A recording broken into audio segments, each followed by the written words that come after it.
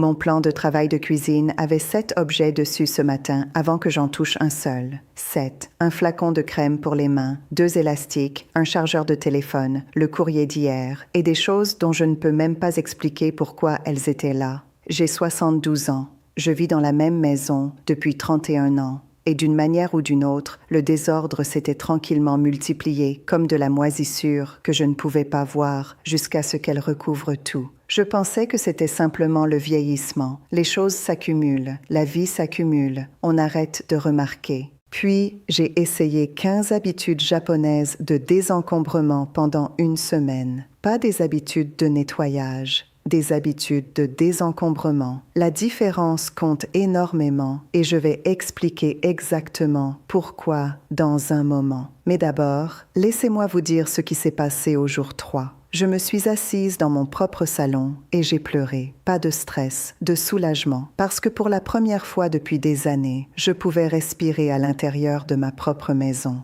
C'est ce que je veux pour vous. Alors allons vite. Pas de temps perdu. 15 habitudes, une semaine. Voici tout. Pourquoi le désencombrement n'est pas la même chose que le nettoyage?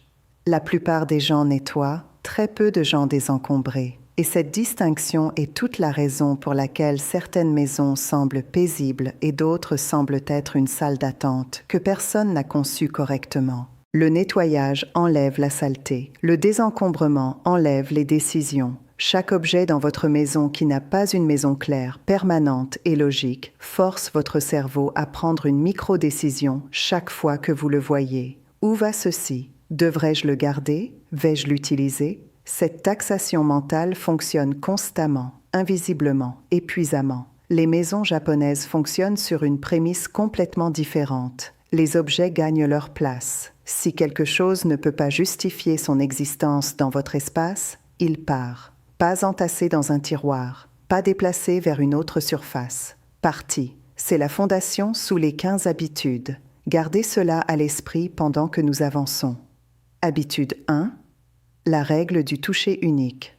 Dans les maisons japonaises, les objets sont touchés une fois. Vous ramassez quelque chose, vous le mettez exactement là où il appartient. Pas approximativement où il appartient. Pas à proximité. Exactement. Cela semble presque insultant de simplicité, mais observez-vous pendant 1 heure. Comptez combien de fois vous ramassez quelque chose, le posez quelque part temporairement et partez. Une veste sur une chaise, des clés sur le comptoir, une tasse à côté de l'évier au lieu de dedans. Chaque placement temporaire est une tâche future. Le toucher unique élimine cette catégorie de tâches entièrement. J'ai pratiqué cela pendant 7 jours et j'ai estimé avoir économisé environ 40 minutes de rangement quotidien. Pas parce que j'ai nettoyé plus, parce que j'ai arrêté de créer des désordres en premier lieu. Habitude 2, l'engagement du comptoir vide. Les plans de travail de cuisine japonais ne contiennent presque rien de permanent. Une bouilloire, peut-être un porte-ustensile en bois. Tout le reste vit à l'intérieur d'un placard ou d'un tiroir avec une adresse spécifique. Mon comptoir était devenu une piste d'atterrissage pour tout ce qui entrait dans ma cuisine sans destination. Je l'ai complètement vidé le jour 1. Chaque objet a soit trouvé une vraie maison à l'intérieur d'un placard, soit étalé dans un carton de don. L'effet psychologique était immédiat et vraiment surprenant. Je suis entrée dans ma cuisine le lendemain matin et j'ai ressenti une sensation que je ne peux décrire que comme de l'espace à l'intérieur de ma poitrine. Pas dans la pièce, à l'intérieur de moi. Votre environnement visuel communique directement avec votre système nerveux. Un comptoir encombré dit à votre cerveau que le travail n'est jamais terminé.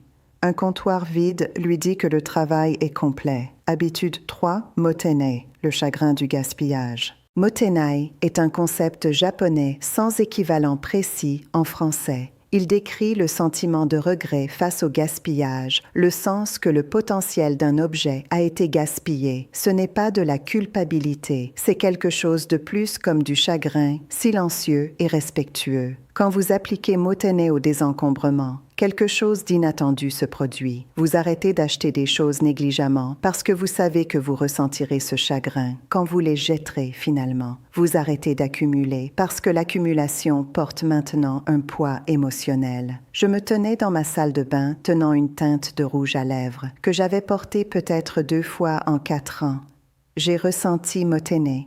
Je l'ai donné cet après-midi-là, pas parce qu'une règle de désencombrement le disait, parce que le sentiment m'a poussé à le faire.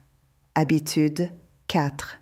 Le système de rotation saisonnière. Les maisons japonaises utilisent un stockage saisonnier dédié avec une discipline stricte. Les articles d'été sont stockés complètement quand l'automne arrive. Les articles d'hiver sont stockés complètement quand le printemps vient. Rien de la mauvaise saison n'occupe l'espace de vie. J'avais des gilets d'été suspendus à côté de manteaux d'hiver, des serviettes de plage pliées avec des serviettes de bain, des bougies d'anniversaire partageant un tiroir avec du ruban de Noël. La confusion résultante signifiait que je ne pouvais jamais rien trouver et tout semblait également urgent, également présent, également encombrant ma conscience. J'ai passé un après-midi à faire la rotation correctement. La réduction visuelle était remarquable. Mon placard est immédiatement apparu contenir environ la moitié des objets qu'il contenait avant. Rien n'avait été retiré. Tout avait simplement été assigné à sa saison correcte et stocké en conséquence.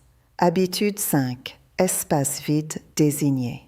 Celui-ci m'a le plus surprise. Dans le design japonais traditionnel, l'espace vide n'est pas un échec de décoration. C'est un élément intentionnel appelé ma qui se traduit approximativement par espace négatif ou pose significative.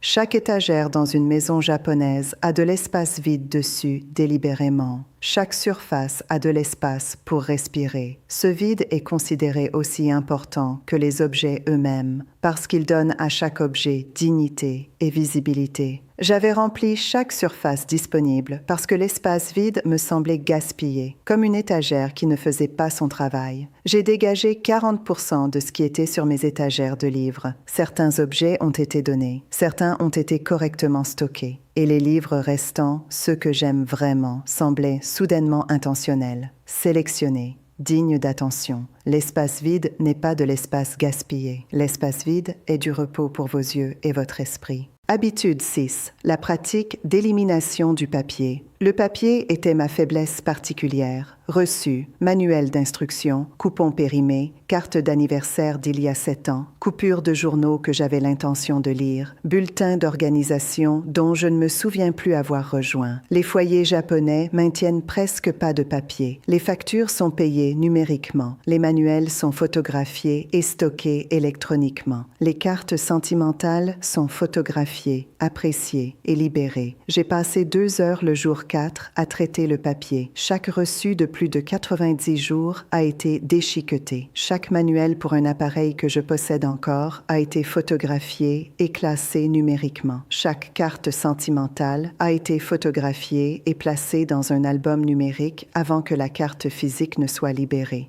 Ce qui restait tenait dans un seul dossier mince. Le tiroir qui avait tenu tout ça contient maintenant exactement un stylo, un bloc-notes. Et ce dossier, le tiroir ferme en douceur. Cela reste l'une des choses les plus satisfaisantes que j'ai vécues cette décennie. Habitude 7. Mono no aware. Laissez partir les belles choses. Mono no aware signifie la conscience douce amère de l'impermanence. La culture japonaise ne résiste pas au passage des choses, elle l'honore. Une fleur de cerisier est belle précisément parce qu'elle tombe. Cette philosophie appliquée au désencombrement signifie que vous pouvez apprécier quelque chose profondément, même l'aimer, et encore le libérer quand son temps dans votre vie est passé. L'objet vous a servi. Vous honorez ce service en le transmettant plutôt qu'en le piégeant dans un tiroir où il ne sert personne. J'ai tenu un foulard en soie que ma mère m'avait donné il y a 25 ans.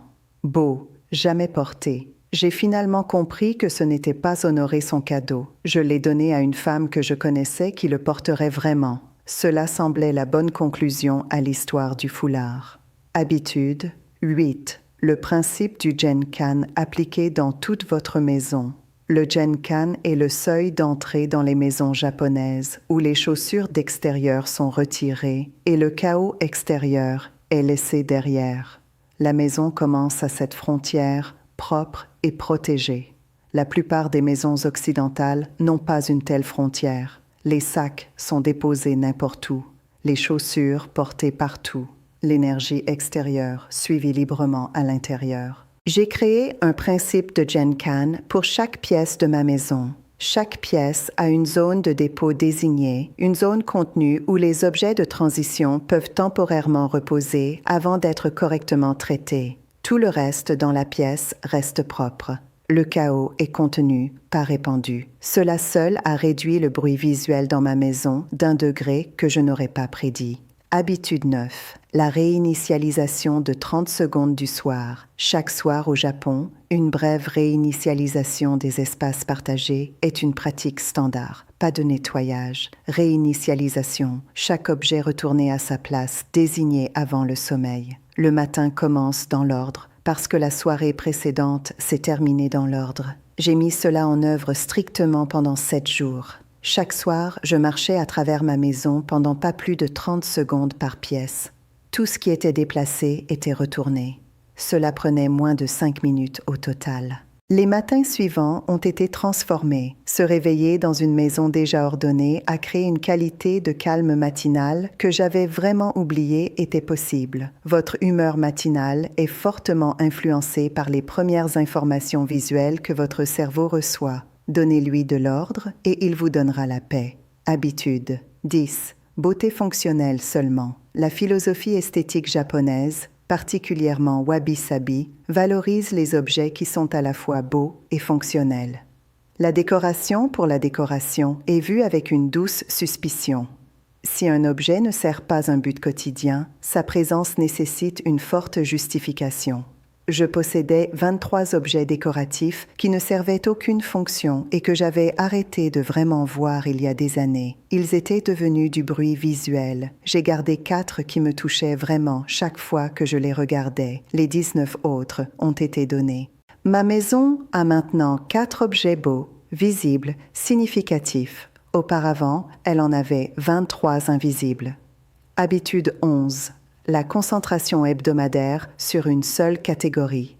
Plutôt que de tenter des sessions de désencombrement de toute la maison qui épuisent et submergent, les foyers japonais adressent souvent une catégorie par semaine avec une attention complète. Cette semaine, les chaussures. La semaine prochaine, les outils de cuisine. La semaine suivante, les produits de salle de bain. Les sessions de toute la maison créent une fatigue décisionnelle avant que vous ne finissiez la première pièce. La concentration par catégorie garde vos décisions cohérentes parce que vous comparez des objets similaires entre eux. Combien de spatules ai-je vraiment besoin? 3, 2, la réponse devient évidente quand les 7 sont sur la table simultanément. J'ai fait les outils de cuisine le jour 2 de mon expérience. 7 spatules sont devenues 2. 11 contenants dépareillés sont devenus un ensemble imbriqué de 5. Le tiroir qui nécessitait de la force pour ouvrir ferme maintenant avec un doigt. Habitude 12. La règle d'inventaire visible. Dans les cuisines japonaises, les réfrigérateurs et garde-manger sont organisés pour que chaque objet soit visible d'un seul coup d'œil. Rien ne se cache derrière quelque chose d'autre. Rien n'est oublié au fond d'une étagère. J'ai complètement vidé mon réfrigérateur. J'ai découvert 3 pots identiques de moutarde, un condiment que j'utilise rarement. J'ai découvert des ingrédients pour des repas que j'avais planifiés avec enthousiasme et puis oubliés. J'ai découvert un niveau de gaspillage qui m'a vraiment gênée. Réorganisé avec tout visible, mes dépenses d'épicerie ont baissé de manière mesurable la semaine suivante parce que je pouvais voir exactement ce que je possédais déjà avant d'acheter plus. Habitude 13. Libérer les objets de culpabilité. Chaque maison contient ce que j'appelle maintenant des objets de culpabilité. Des cadeaux que vous n'avez jamais aimés, mais que vous vous sentez obligé de garder. De l'équipement d'exercice acheté avec grand optimisme. Des vêtements gardés pour un corps qui n'existe plus ou une vie que vous ne vivez plus. La philosophie japonaise de désencombrement considère qu'un objet qui crée de la culpabilité ou de l'obligation chaque fois que vous le voyez nuit activement à l'énergie de votre maison. L'action la plus gentille pour vous et l'objet est la libération. J'ai identifié 11 objets de culpabilité dans ma maison. Libérer chacun semblait simultanément inconfortable et comme retirer une petite pierre de ma chaussure. Au 11e, je me sentais considérablement plus légère que je ne l'avais été depuis des années. Habitude 14. L'élimination des doublons. Les maisons japonaises, souvent beaucoup plus petites que les occidentales, ne peuvent pas accommoder de doublons. Un bon couteau, une excellente casserole, un parapluie fiable. Les multiples sont vus non pas comme sécurité, mais comme désordre. Je possédais 4 ouvre-boîtes. Je ne sais pas comment c'est arrivé. Je possédais 3 paires de ciseaux distribués à travers différentes pièces parce que je ne pouvais jamais trouver les ciseaux et continuais d'en acheter plus. Je possédais 2 sèche-cheveux parce que le premier avait été enterré si profondément que j'avais oublié qu'il existait. Éliminer les doublons a libéré plus d'espace de tiroir que toute autre habitude unique. Tout ce qui était nécessaire est devenu trouvable parce que rien d'inutile ne l'obstruait. Habitude 15. La pratique de départ mensuel. Finalement, une fois par mois, un petit départ délibéré. Au Japon, cette pratique implique d'identifier une catégorie d'objets et de la réduire davantage. Pas dramatiquement, juste constamment. La maison n'atteint jamais un état fini de perfection et puis le maintient. La vie introduit continuellement de nouveaux objets. La pratique de départ mensuel les libère continuellement, maintenant l'équilibre plutôt que de combattre l'entropie dramatiquement 1 ou 2 fois par an. Je me suis engagée à cette pratique en avançant. Le premier jour de chaque mois, un tiroir, une étagère, une catégorie. Évalué, réduit, réinitialisé. Ce qui m'a vraiment choquée, au jour 7, le choc n'était pas les surfaces propres ou les tiroirs organisés, bien que ceux-ci étaient vraiment merveilleux. Le choc était interne. Je me sentais moins anxieuse, mesurément, notablement moins anxieuse. Je n'avais pas connecté mon anxiété ambiante à mon environnement encombré jusqu'à ce que l'environnement change et que l'anxiété ne suive pas. Une maison qui ne demande rien de vous, qui ne contient aucune affaire non finie, aucun papier non trié, aucun objet de culpabilité vous accusant silencieusement depuis les étagères, est une maison qui vous repose vraiment. Je ne me reposais pas à l'intérieur de ma propre maison depuis des années sans le réaliser. 72 ans, il a fallu 15 habitudes japonaises de désencombrement pratiquées pendant 1 semaine pour me montrer que la lourdeur que j'avais attribuée à l'âge était en partie significativement le poids d'objets accumulés dont je n'avais pas besoin et une maison qui avait tranquillement arrêté de me soutenir. Commencez par une habitude, juste une, cette semaine. Voyez ce qui change. Vous n'êtes peut-être pas prête pour ce qui se passe non plus.